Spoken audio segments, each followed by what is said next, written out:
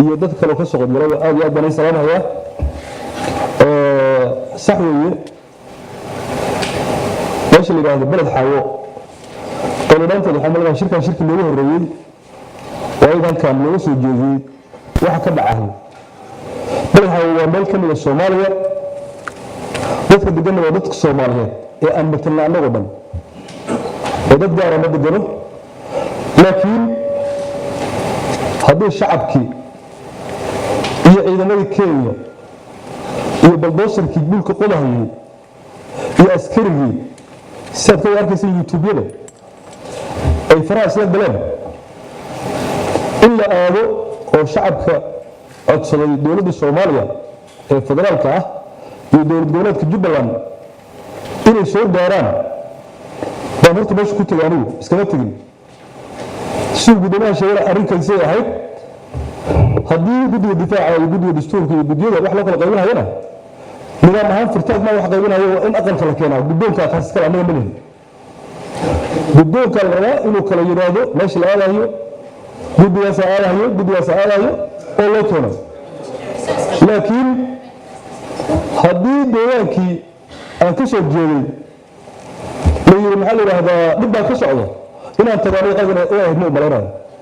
ee aniga tagayna qalad ma malaynayo intaas waa midii muxuu saaxiibkii Axmed Xaashi hadda shaqada mustaqbalka aad baa soo dhawaa bismillaahir rahmaanir rahiim waa gudoomiye waxaan rabaa inaan bilaabo oo nagala wadaago meesha la yiraahdo safarkii balad xawo lagu tagay oo ay ku tageen xubno ka tirsan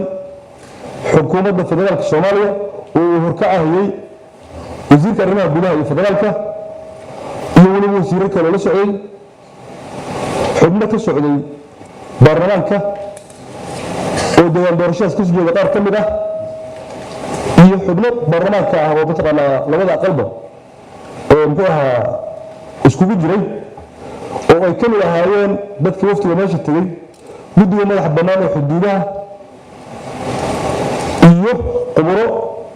ku xeel dheer ama si aad iyo aad u yaqaano arrimaha xuduudaha oo ay ka mid ahaayeen injineer maxamed cumar saalixi iyo admiral buuto faarax qare oo ay taqaanaan iyo weliba saraakiil fara badan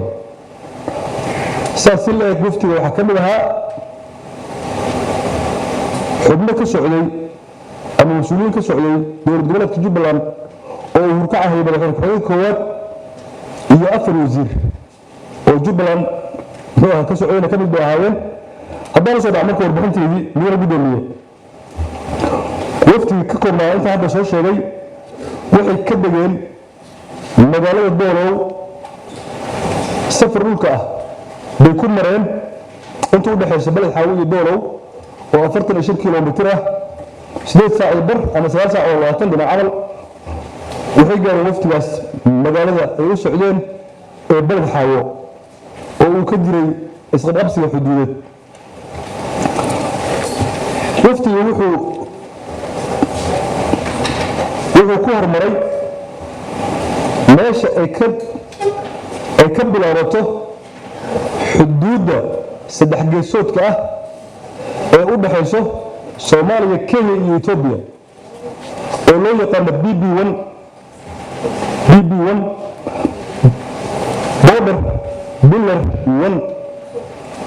waa meesha saddexda geesood isku yimaadaan inta daaw jirto Ethiopia inta daaw jirto Kenya inta daaw jirto Soomaaliya meeshaas ayada ah waxaa laga bilaabay wax la yiraahdo silig ka samaysan silig aad u adag oo ku rakiban yahay tiirar ama rukumo ka samaysan shub oo si sahal ah loo dhex mari karo ama lagu jebin karin meesha ayada ah dhagaxaas ama kuudkaas say noo sheegeen waxaa ku heshiiyey xilliga la dhigahay wuxuu ahayd 1935 dhagaxaas xilliga la dhigay ama kuudkaas waxaana ku heshiiyey labada dowladood oo la kala yiraahdo Ingiriiska iyo Talyaaniga heshiiskaas wuxuu dhacay 15 bishii 2024 laakiin dhagaxaas waxa la dhigay 1935 oo uu bilowday mashruucaas boondarka say noo sheegeen dadka xildhibaanayaasha ah boondarkaas BB1 ka bilaabanayo ilaa badda meesha xuduud banaadka ku yaalo waxaa ku jiro kuudad ama dhagaxyo isdaba yaal oo kiiloomitro kala dheer isu jiro oo 29 xabba ah BB1 iyo BB29 xabba weyn inta isdaba taalo xuduudaas xuduud banaadka la yiraahdo oo intaas isu jirto oo la sameeyay 1935 oo ay kala saxiyeen labadaas dal waxay ku heshiiyeen si noo sheegeen khubradii nala socotay laga bilaabo BB1 oo midka saddex geesoodka oo webiga ku yaala balkaariga meesha laga ku yaalo ilaa BB6 ama kuudka lixaad oo ku yaala tuulada Dhabaso oo magaalada Balaxa u jirta 160 kilomitir xuduud banaadka labadaas in laga cabiro 160 kilomitir midkii webiga ku yaalay iyo kan ku yaalay meesha laga yiraahdo Dhamase intaas ayaa si toos ah isku cabiran oo laga leexan karin laakiin BB1 waxa ku xigay BB2 BB3 BB4 BB5 oo kilomitir kala duwan isu jiro intaas waxay noo xaqiijiyeen inaan lagu cabiri karin intuu jira oo kaliya lagu cabiri karo wax la yiraahdo Google Earth wax la yiraahdo ama GPS in lagu cabiri karo aanu soo dhaca markii midana hoose muxuu yahay xad ama xad beeraad sida loo sharxay qoradaas la socotay xad beeraadku waa xariiq isku xira BB1 oo weli ka bilowdo ilaa BB6 oo dhamasa ah BB6 laga bilaabo ilaa iyo BB15 oo diif ku yaala diif meesha la yiraahdo oo jubbada hoose iyo gado meesha muxuu ahaa u dhaxaysa oo jubbada hoose ka tirsan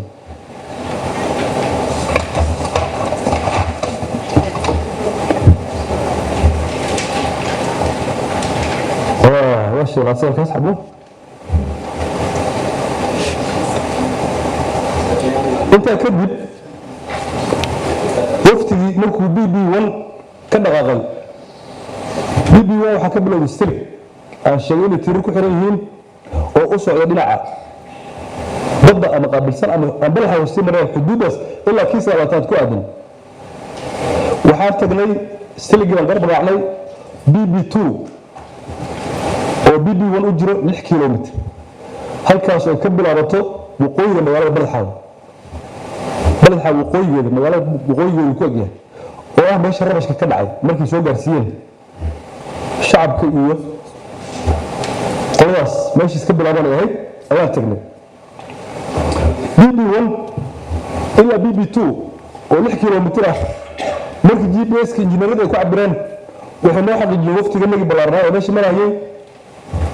17 dhibic nus ama 17 iyo nus mitir maaha kilomitir 17 mitir iyo bar inuu leexsan yahay xuduudii BB ولا بلابو أو شغلات 700 متر إنه 6 كيلومتر 700 متر ولا حتى بناء الصومالي ولا 6 كيلومتر هل كشفتي وكان غاغي مرجع رجارتاس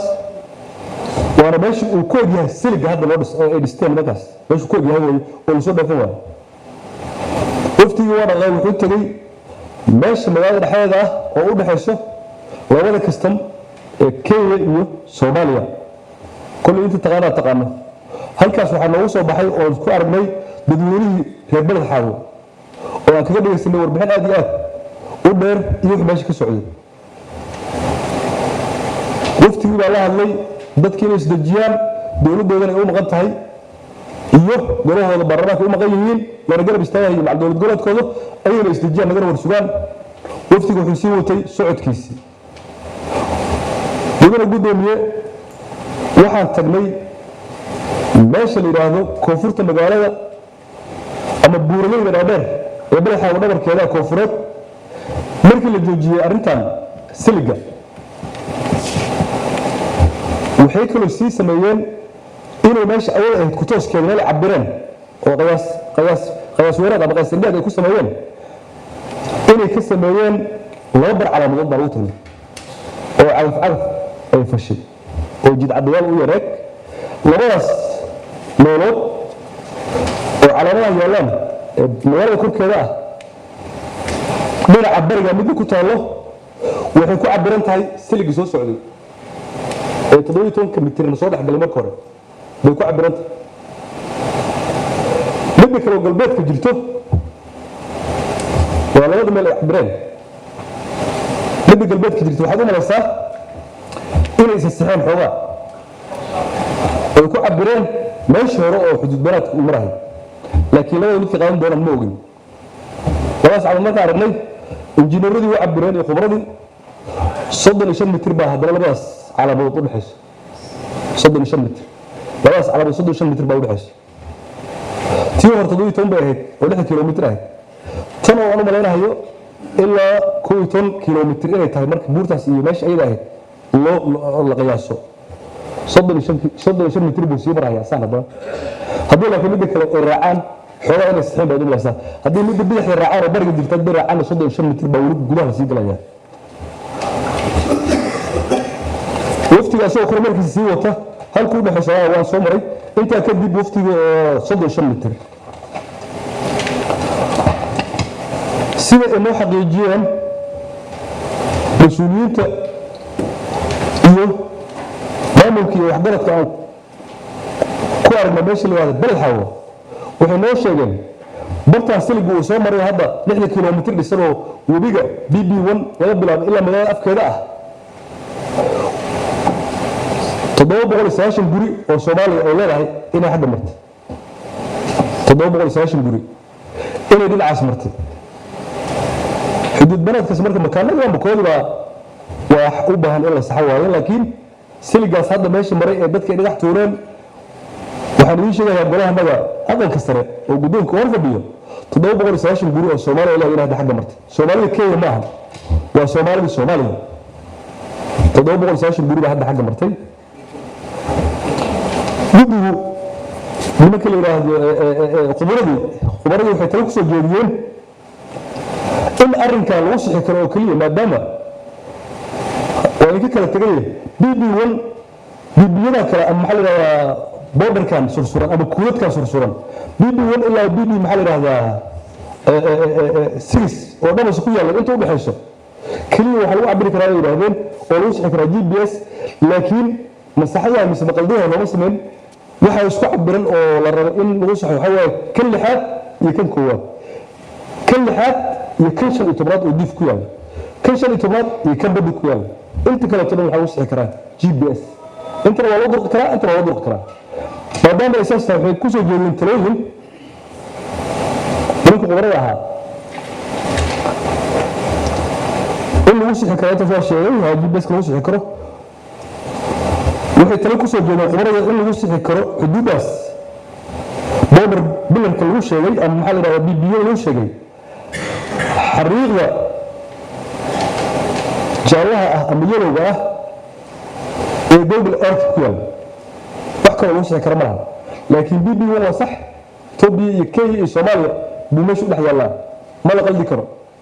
tusaale ahaan meesti tusaale ahaan aniga halkan markaan taagana BB1 aan taaganahay xariiqa iga dhaxo saana waa la dhihi karaa saana waa la dhihi karaa saana waa la dhihi karaa laakiin meesha waa ka sax mar walba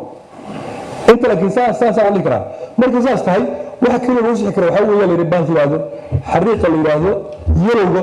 oo ku dhex yaalo Google Earth-ka si loo sheego qubrada oo mar walba taqaan laga raxaysan coordinate ku xiraad oo raxaysan baa loo sixi karaa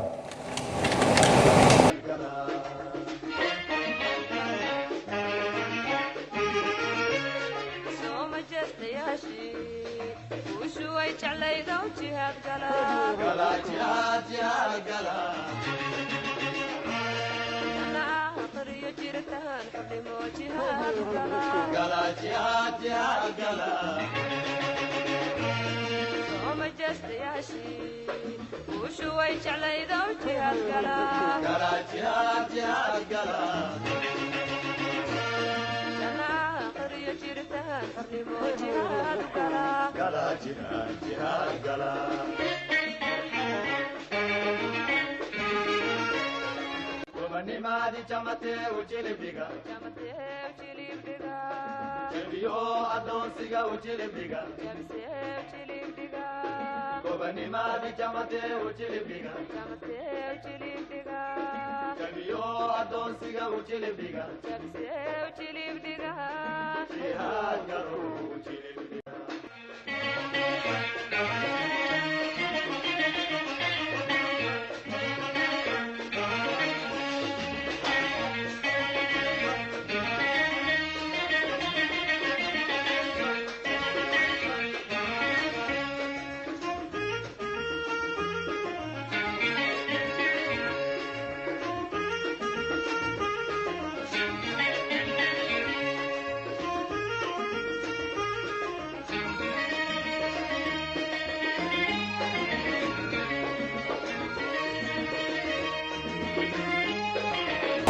arintaas aan soo bilownay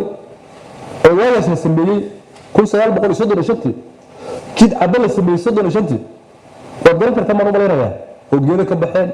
oo mataqaanaa duloobeen oo wixii dhan halaabahayaan heshiiskaas waxa ku cad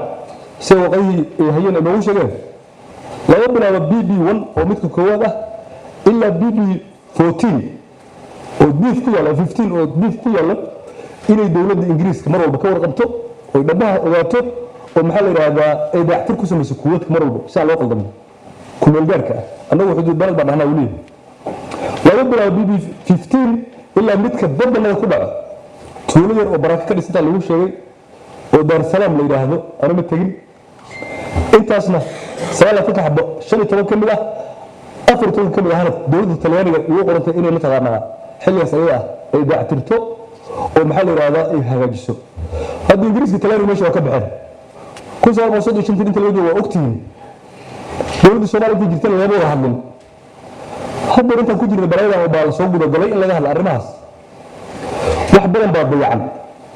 Ingiriiska iyo Talyaaniga mar walba meesha mari jiro isla fiirin jiray dawladda markay dhalato lixdii dhalatayna wixii ka dambeeyay lagama wada hadlinbo oo wuxuu ahaa xuduudaas xudbanaadka lagama wada hadlin hadda maxaa soo cusboonaysiiyay marka hadda maxaa soo cusboonaysiiyay dadka shacabka ahaa amaan baa rutiin ugu jeedinaya gudoomiye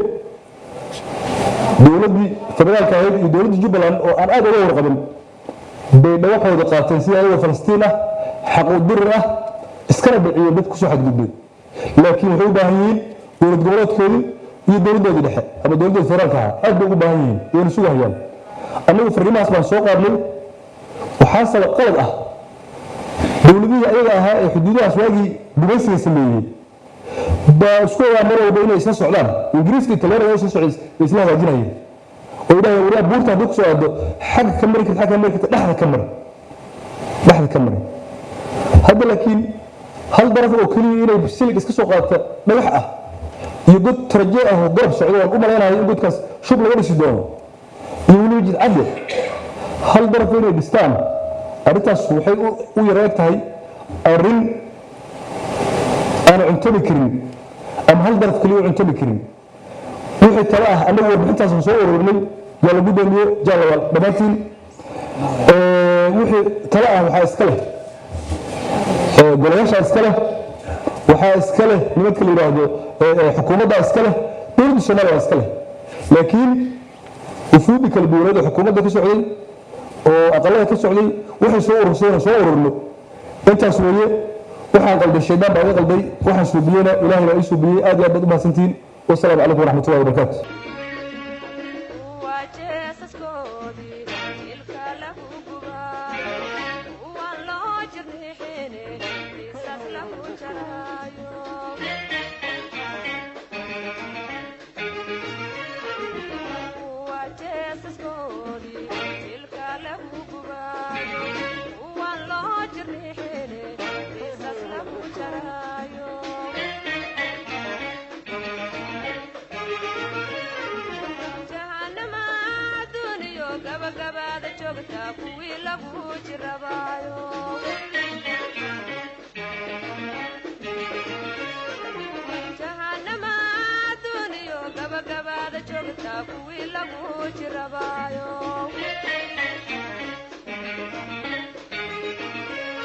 geesiga jidkale